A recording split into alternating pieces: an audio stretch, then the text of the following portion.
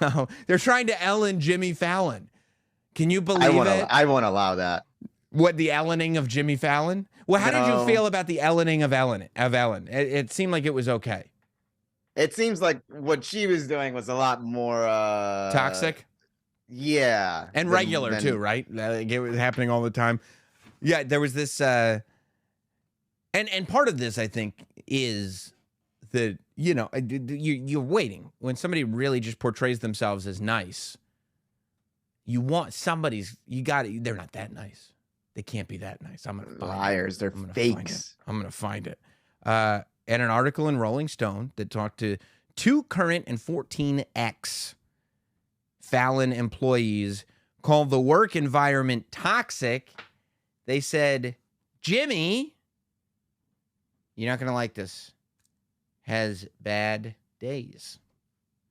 Which I am shocked and I am appalled. What? See, one of the people in the chat, and this is part of it, said that Fallon, much like Ellen, had extreme phony energy on screen the entire time, which that does, I feel like, lend to this stuff happening. When people feel like you're putting on a persona, they're like, okay, well, even if it's not a toxic thing, even if it's not anything that's that bad, you're like, I gotta tear this down. It feels too phony. Obviously, I have no basis, and it's just me pulling stuff out of my ass. Yeah. But Fallon gives me the vibe of him turning it up to 11 with like his personality, and so it's a little bit phony, a little extra, not phony. Ellen gives me the vibe of someone who is maybe miserable, maybe not as happy, and then she just flips it for TV. Well, they're bringing up Jimmy's drinking a lot in this article. Oh, that's when I got defensive. You didn't like it that they were bringing up his drinking? No, because they were describing his drinking habits. Oh, he every bartender has a story about him, but from what I read, he drinks and he's happy and he's joyful and all this. But he doesn't tell the truth about it. You got to tell, like, if you're going to be that guy, be that guy. But he's running around breaking his hand in the bar going like, no, this didn't happen because I was drinking. Right, yeah. Like, you broke it 3 times in a row, dude. Of course that's what's happening. But regardless, it was like when the top of the article is Jimmy Fallon has good days, but he also has bad days. You're like, okay, so we got nothing here. Right. Is this like as scandalous as you think it is? It says one of the staffers or ex-staffers, I don't know, told a story that in 2017 he was doing a rehearsal and he had jokes written down and he had crossed out jokes, right? And he was in front of an audience. And then he looked down at his own list and he didn't understand why the jokes were crossed out. He had forgotten that he had crossed them out himself. And one of the scandal. One of the staffers was like, "Oh my God, this could be the end of the show." What a fucking asshole. Now they should be fired. I think they already are an ex-staffer, and they said some of the staffers that they talked to were fired, but others left because of mental strain. They have gone through 9 showrunners, they said, in the last 9 years. It sounds like a lot of the stuff that is really like, oh, that's super dickish, was coming from the showrunners.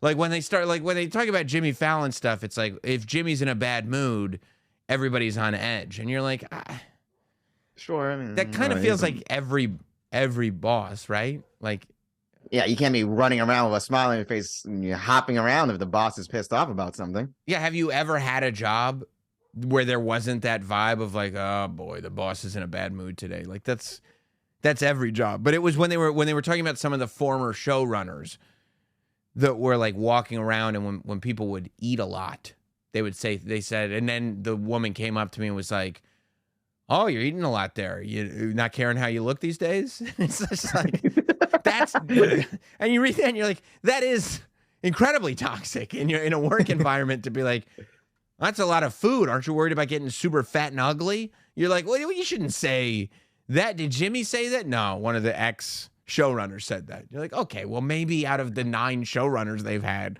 some of them have been crummy. I think there is a possibility that they don't do a great job of hiring people, but it is, I think also, it's a little confusing at this point. I think that 10 years ago, the late night shows were probably a very stressful place to run because it was like, this is the king of television. We have to stay on top. Like every night, we have to knock everybody out of the park. What's Letterman doing? Right. What's Jimmy Kimmel doing tonight? Ah, shoot, we can't be third and last in ratings. But like in 2023,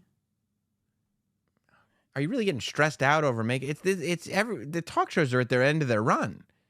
Like there's not. You would think it's a chill vibe. I would think it was pretty chill. Hosts are friends. They're literally doing a podcast together now. Yeah. Like all the show, like Colbert, Fallon, Kimmel, and maybe Seth Meyers. I forget who the fourth one is. Maybe because Conan has his own podcast. Yeah, that's on Sirius. Yeah. But the four of them, I think Myers might be the fourth one, are all getting together and doing a podcast now, and they're actually putting the money that they make on the podcast towards their staff that are out of work, which seems not that toxic. I mean, they probably are just some people who aren't used to the slightest bit of like, it's not toxicity, just like, bad days in an office space. Which you are hearing that more and more. It seems like you're not getting like employees. It doesn't seem like employees really put up with bad days at the office anymore, which could end up being a good thing. Like just because all of us had to deal with it at some point coming up doesn't mean like there is that part of it, right? That like people who had to deal with shit work environments look at like Gen Z now, because Gen Z comes in and it's like if the work environment is bad at all, they're like, fuck this. I'm taking the whole company down. The entire company is coming down because you told me that I had to justify why I needed more vacation time. I'm taking everybody down. What do you mean you're removing the yoga studio from my place of business? I'm taking the entire, I know this company has been here for 150 years. It's all coming crumbling to the ground if you mess with me at all. Which a lot of us who had to deal with terrible work environments are like, oh, just suck it up, just suck it up. But realistically, if Gen Z can pull this off and bosses walk around terrified of their employees just destroying the company from within for even the slightest infraction, it is going to make it so that, when my kids enter the workforce, it's going to be a breeze. It's going to be great. I might have to look up to see if Jack Perry is a Gen Z or not. What do you mean? Exactly. Yeah, exactly. We're seeing it everywhere. Yeah, he's Gen Z. He's in his 20s, right? Maybe what do you mean I can't use real glass? Yeah, I'll take the whole goddamn company down. The entire company is going to come down with me. Lazy girl jobs are great. And it really is kind of amazing that an entire workforce has decided that lazy girl jobs should be the standard and they should be well paid. And if you'd like to make that not the case, that's fine. I'm going to bring the entire company to its knees. And they have the power to do so. Do you know how Jimmy Fallon responded to this report? I do, yes. He went on Zoom, held an all-hands meeting, and apologized to the entire staff, said, it's embarrassing, and I feel so bad. According to two people who were on the call, he said, sorry if I embarrassed you and your family and friends. I feel so bad, I can't even tell you.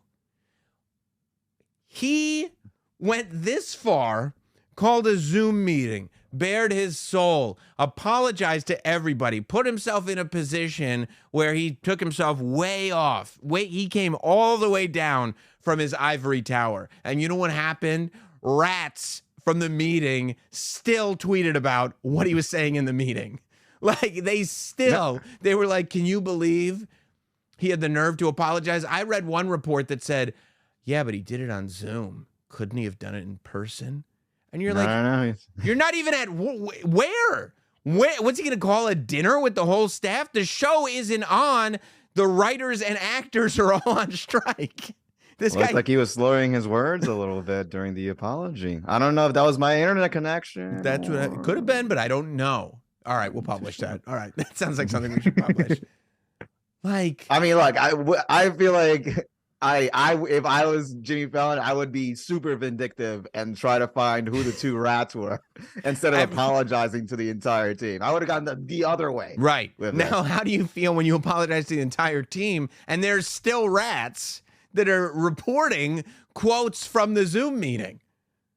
And we just make it my job to find out who the rats are. Look, ultimately, I get this whole like, oh, everyone's gone soft, everyone's gone. But there is something amusing about people in places of power terrified of their underlings. That's not an energy that I'm willing to just throw out if that's where we're going. It's almost like I'd love to see how this whole thing works out, right? Because we've had it one way forever. It's been like this, especially in show business. People in the article said that they would complain about their jobs, and that higher ups around them would be like, "You're lucky to work here. You should be grateful." And there are people with real jobs, right? Like who work in factories or just have 9-to-5 jobs. Not even factory workers. Not even people who use their hands. People have to sit at a desk all day and do a boring job, right? And go like, you know what? You are lucky to work at Jimmy Fallon's show.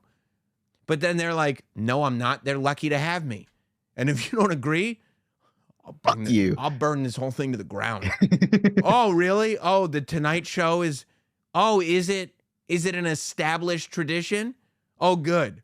I'll destroy it. You don't think I can? And they know they can. They know. But not before this work happy hour. It's 4 to 6. Yeah, and I'll tell you what. If we make happy hour daily instead of weekly, maybe I won't destroy the company. And they go, okay, but we tape at 5:30. Well, we're going to have to push that back, and we're not doing dress rehearsal right before the show. We need our happy hour. Okay. Okay. And then the showrunner has to go to Jimmy and go, Jimmy, we have to change the schedule, and you can't do a dress rehearsal anymore. The kids want happy hour. Like, Jimmy's like, where's happy hour? Yeah, and then is happy hour open for anybody? Anybody can go to. And they're like, oh, what have we done? What have we done? Yeah, I mean, what did the drinking have to do with anything? Because none of the drinking stories were that bad. It was like they went like this. You know what they said? They said in the article, they said Jimmy would sometimes be in a bad mood, and a lot of that could have been because maybe he was hungover. And you're like, all right, yeah, sure, that happens in every office too. But also, he tapes at like 6 o'clock, right? 5 o'clock, 6 o'clock. Isn't that when those shows? You're good by then. You know what I mean? Like you're fine by then, and I don't know. I mean, if he needs a little nightcap to take off the buzz, he needs a little nightcap. Jimmy seems like a good guy. How come you're not lining up with Gen Z on this? I feel like that. You know what? You're getting because you got to be careful what house you burn down. Established media, legacy media. Legacy, well, not even that. It's just if it's good enough, you don't know what shitty fucking job you have to go to next because you burn down this nice cushy opportunity that you had just because the guy all of a sudden shows up a little hammered sometimes. No, you're right, but guess what? I'll go to the next job, and if that one's not cushy, I'll destroy that company too. We'll burn everything down until I find that cushy perfect job for me. I'm not thinking about like from a bigger perspective, from a social justice perspective. Yes, I think about the entire community and making sure that everybody is cared for in their most important ways. But in terms of making sure that there's jobs out there for everybody, no, I'll burn down every established company to make sure that the ones that are left are held hostage to be cushy. I mean, look, there's levels. It's interesting.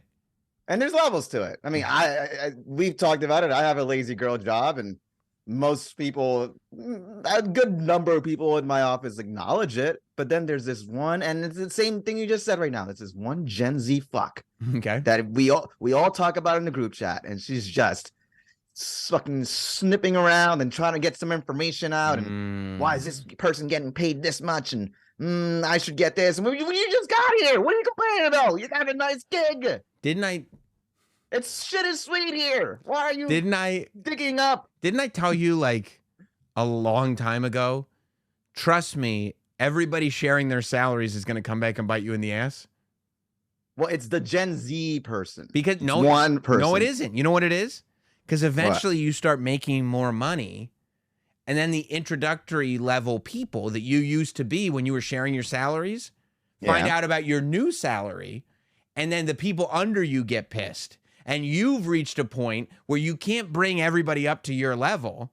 So if they start equaling everybody out, they're going to start pulling you down.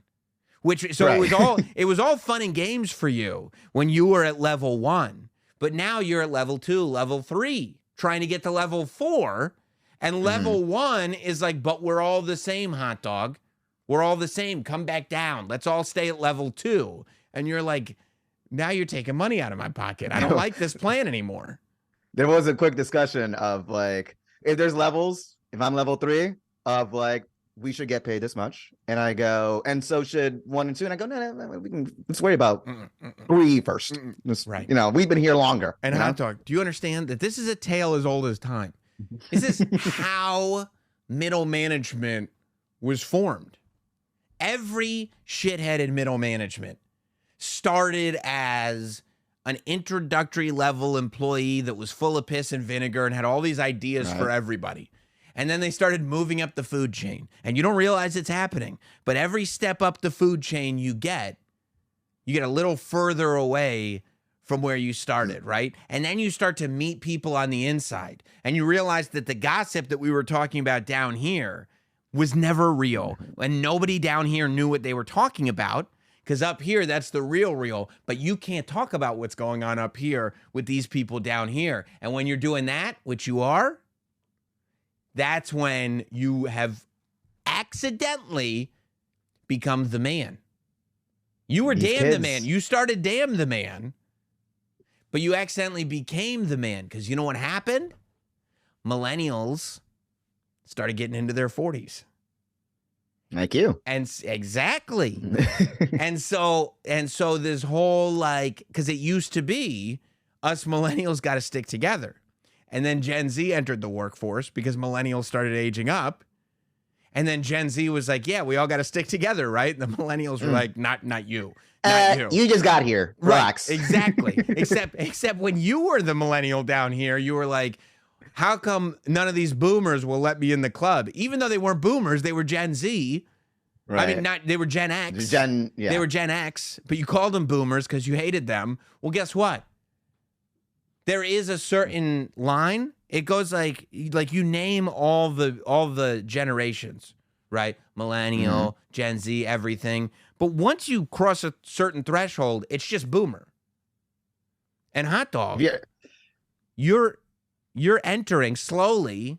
Not there yet, but slowly getting into boomer world. If it means and that's why you want that Gen Z girl to shut up, because us boomers are starting to do pretty good. Yeah, us boomers are starting to figure out how to worm our way into 6 figures. So you need to pipe down. And you know how many people in that staff are probably like, who the fuck is snitching? Right. Everything's chill here. Jimmy the boss shows up drunk. It's awesome. We don't have to worry about anything. We figured it out. Because guess what? When Jimmy's in a bad mood and he don't know who's crossing out what, nobody's checking on anyone. No. We're good. We can just sit here. I haven't done anything. I work for the Tonight Show. I haven't done anything all day. Why are you talking to Rolling Stone? Why are you doing that? Great. Now we're going to have fun. Standards and practices is going to come down. Good job. They said Jimmy has an erratic temperament and that the atmosphere is tense and glum. It's like, well, if you... Glum. Right. If you stop being like that, we wouldn't have to worry about any of this stuff. I think it's a rat problem. not a Jimmy problem. We'll see how it works out. I mean, a lot of boomers feel the same way as you, Hot Dog. That's for sure. Welcome. Well, Welcome. okay. Welcome to Boomer World.